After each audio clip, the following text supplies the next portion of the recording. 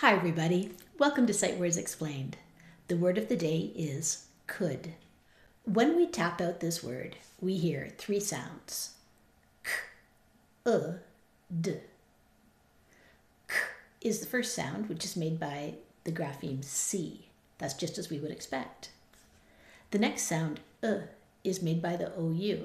Now that is unexpected. The most common sounds of OU, well, we would expect the ow sound, like you'd hear an out, or the oo sound as in group. So this one is unexpected. The two vowels are working together to make an unexpected sound, which makes the syllable type a vowel diphthong. And the last sound we hear is d, which is coming from the D, which is exactly as we would expect. But the elephant in the room is that L, which is not making a sound at all. What's up with that?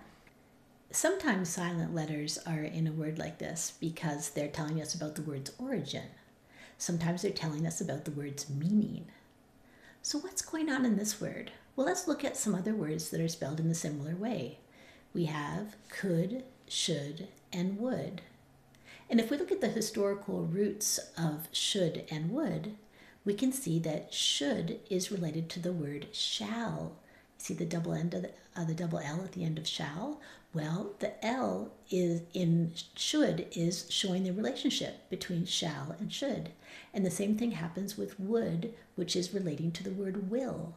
The double L's in will, in would, that L is saying, hey, I have a relationship to this verb. Now what's happening in the word could? This one's different because could is relating to the verb can.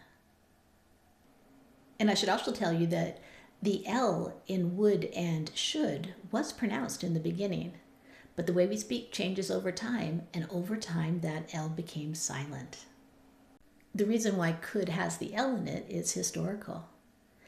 Should and would were the first ones to firmly establish themselves with their spelling, having the L in it. And then could, well, in order to show that there's a relationship between these words, they all make the idea of what's going to happen. It becomes this conditional, this possibility of what's going to happen. Think of, I'm going for a run. That's very definite. I should go for a run. Well, now there's a possibility. Will I do it or will I not do it? So could works in the same way as should, in the way that, I could go for a run. There's a possibility I will, but there's also a possibility that I won't. So to show this relationship in meaning, the spelling was created in the same way. So that L is there to show the relationship between could, should, and would in meaning.